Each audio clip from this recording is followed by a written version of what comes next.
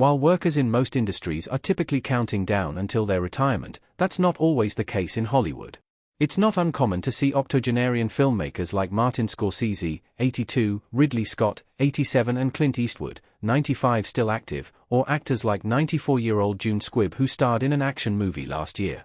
Hollywood is also, conversely and simultaneously, an industry so demanding that it often forces high-profile talent to step back from their careers and retire, far before any of their contemporaries could even register for AARP or even cash a social security check. This is particularly true of actors, some who step away to raise families, some just to escape from the constant grind. However, Hollywood is also that rare industry where one has the luxury of unretiring just as quickly as one retired. This has almost become a trend in recent years, with a slew of beloved performers returning to their craft, much to the delight of their legions of fans. Daniel Day-Lewis. Daniel Day-Lewis smiling in Phantom Thread. Daniel Day-Lewis is such a great actor he was even able to retire twice, once from 1997 to 2002 and most recently from 2017 to 2024. He picked up his first Oscar for 1989's My Left Foot, which started a string of indelible performances leading up to 1997's The Boxer, after which he embarked on his first retirement at the age of 40.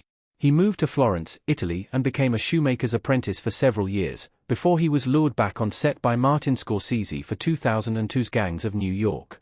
He would only appear in 5 films over the next 15 years, 2 of which he won Oscars for, There Will Be Blood, Lincoln, retiring again after 2017's Phantom Thread.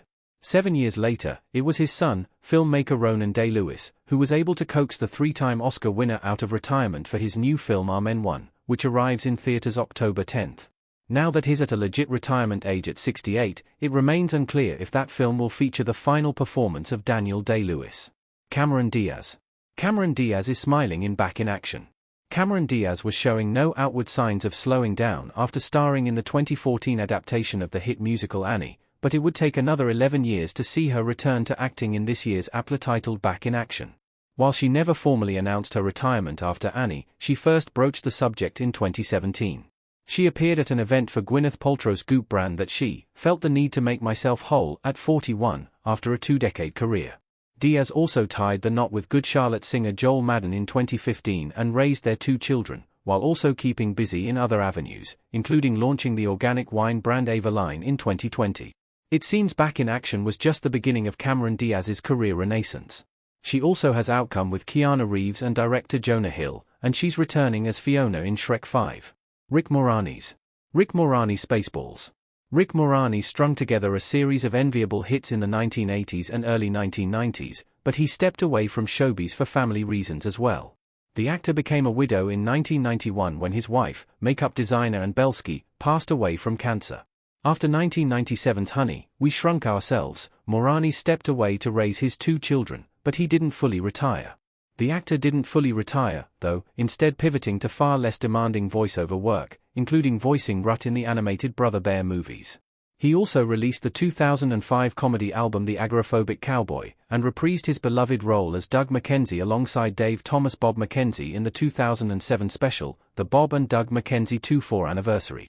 Now Moranis will finally reprise his coveted role of Dark Helmet in the sequel nearly 4 decades in the making, Spaceballs 2, alongside Bill Pullman, Daphne Zuniga and Mel Brooks. Joe Pesci. Joe Pesci in The Irishman. Joe Pesci had put together a truly remarkable career when he decided to step away from the biz in 1999 at 56 years of age. He had been a proven success in comedy, My Cousin Vinny, Home Alone, drama, Raging Bull, Casino, and everything in between, Moonwalker, taking home an Oscar for Goodfellas. He turned away from film so he could pursue music, releasing the musical comedy album Vincent LaGuardia Gambini Sings Just For You in 1998, based on his character from My Cousin Vinny. Still, he was coaxed back into acting by some good friends, like Robert De Niro, who brought him back for The Good Shepherd in 2006. He also starred alongside Helen Mirren in the 2010 film Love Ranch before his long-awaited reunion with Martin Scorsese in 2019's The Irishman. Shelley Duvall. A close-up of Shelley Duvall in the Forest Hills. Shelley Duvall was just a young woman in Houston when some crew members working on Brewster McCloud discovered her and introduced her to director Robert Altman in 1970. It started her career that reached amazing heights with Nashville, Annie Hall, The Shining and Popeye, though her work started diminishing in the late 1980s and early 1990s before her hiatus in 2002. While she retreated from public life, the reasoning behind it was unknown until an interview with People in 2023, where she revealed that she returned to her native Texas after her brother was diagnosed with spinal cancer. She revealed, "It's the longest sabbatical I ever took, but it was for really important reasons, to get in touch with my family again."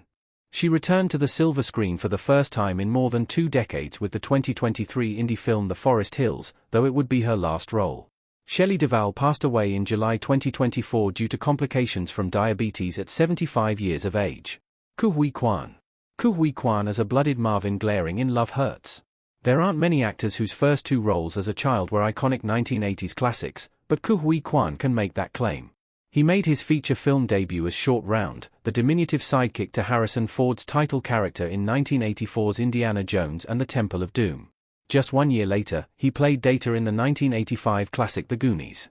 He went on to play Jasper Kwong in the short-lived TV series Head of the Class, and later in 1992's Encino Man, but acting work quickly started to dry up for him. He enrolled at the USC film program and would also work behind the scenes as a fight choreographer on X-Men before his hiatus.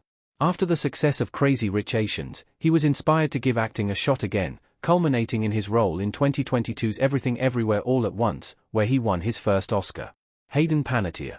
Hayden Panettiere as Jack looking worried while talking on the phone in Amber Alert.